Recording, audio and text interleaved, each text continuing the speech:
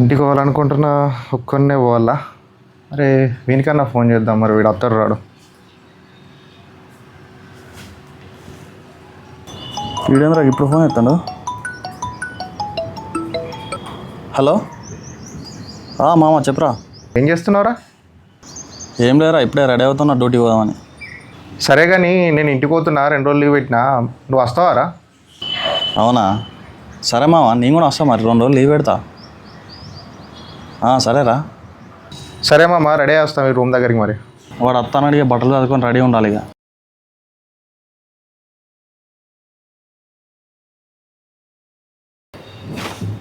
అమ్మ ఏ బట్టలు పెట్టుకోవాలరా, ఏదో ఒకటి పెట్టుకున్నాలే.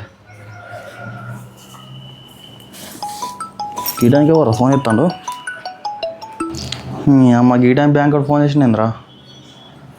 వాంతే నువ్వు ఇంటికి వద్దామని చెప్పినా బ్యాంక్ ఫోన్ చేయబట్టి అటు ఈఎంఐలు ఉండే, అసలు ఏం చేయాలో అర్థమవుతలేదురా. మనకి ఏం చెప్పాలో ఇప్పుడు. అరే మామ, మీ రూమ్ దగ్గరికి వచ్చిండ్రా, కిందికి రా, పోదాం. అరే నేను ఎత్తలేను మామ, నువ్వు పోరా.